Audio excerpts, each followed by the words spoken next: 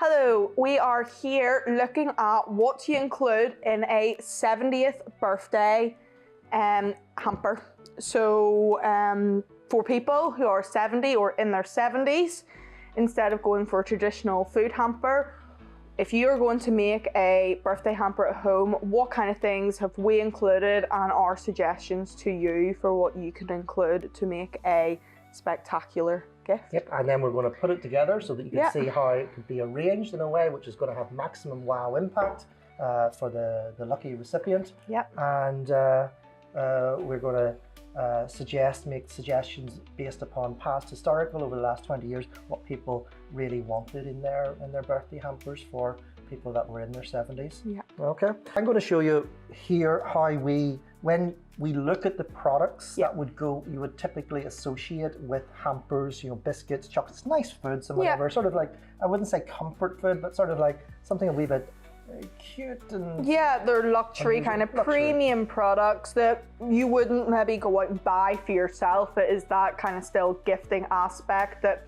I wouldn't buy it for myself, so we're going to gift it to you as part of your birthday gift. So if you can look at this here, Poppy, how I've done it here, so that somebody else, you can see that what I've done, out of all of the products, there's what, 1, 2, 3, 4, 5, 6, 7, 8, 9, 10, 11, 12, 13, 14, so what, 20 products in there? 20 plus. So, what you do is you choose the products that you wish to represent your top line here. Yep, so this is going to become our, as you open it, whoop, that'll be sitting right here, so it's a real wow impact for... And obviously what you want to do here is you want to put the theme on, you want to put the 70th or the age or whatever, or the so what have we got? We've got a birthday kind of message on the cake, we've got a happy birthday chocolate bar and a 70th mug. 70th mug, yeah. So this mug, if it was say for a 72, 73-year-old, you'd simply swap it out for, a nice... Yeah, a generic happy birthday. Something like this, mug or whatever. So that's what we do on a day in, day out basis. So you can get these types of mugs in, what's those shops? Is it birthday, what are they called? Birthday like wishes the and card factory. Yeah, that type of stuff. So you can get them from there. And then you can get a nice cake from the baker.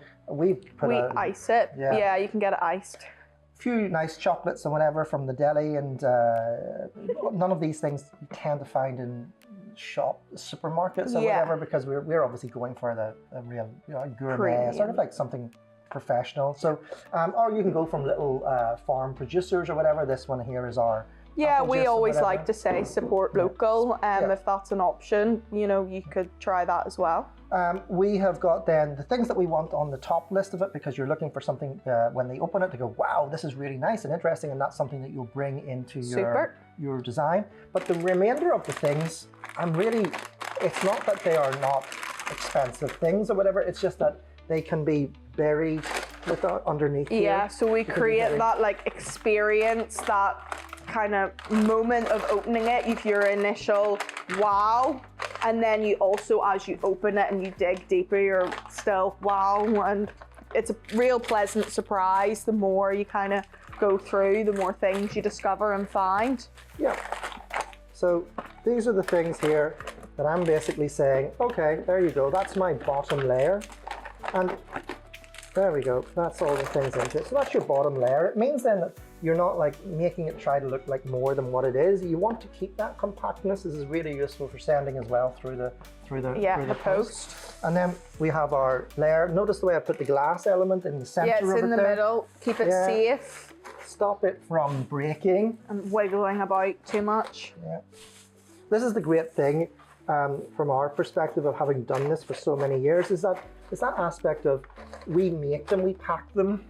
So when you're buying from us, it's like they're made in here. So it allows you to control the way that they're assembled, rather than giving the instruction to a warehouse or a fulfillment center or whatever. That allows you to make these little tweaks, these little changes, because you're doing it fresh. So if you're doing this for somebody that so if you go through us, we're able to tweak it because we make them here.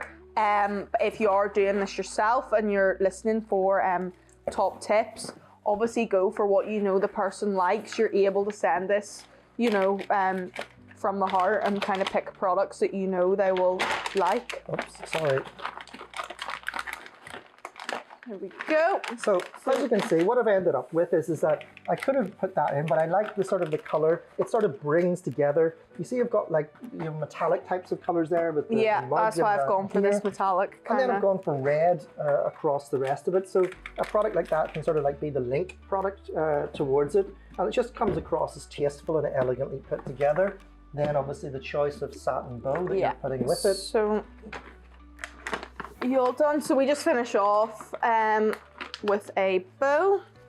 I opted for silver for this one. I thought it tied together kind of the box of the mug and kind of the different colors going on. But obviously if you know their favorite color or something, you can put that on yourself and tweak it to be personal. We've taken the generic hamper concept, we've twisted it to in a way whereby it's going to be more appealing and more interesting and more exciting, more fun to open, more colourful, brighter, and we've kept the personalisation aspect of it to be one of thoughtfulness through the expression of the mug. We've personalised it in terms of the age and whatever, so it's a really good gift. It's a really good hamper idea to put together. And as we have laid it out like this, I think it comes across as very tastefully done. So if you're running around the shops and you're running around your towns and you're putting together a hamper, key things to take: plan out what the top of it's going to be. Get some sort of a colour format. Don't obsess about making everything the same, because you're going to bury half of the things. And then project out something more fun, and don't make it too niched down to the age demographic that you think that these people's going to like. Don't waste your time on that. Just buy tasteful, nice things that you would almost like want to get yourself. Yeah, definitely. That wraps us up for so that's our hampers for people in their 70s, whether it's a man or a woman. Taste is universal. True. Good quality is good quality. That's it. Perfect. Okay.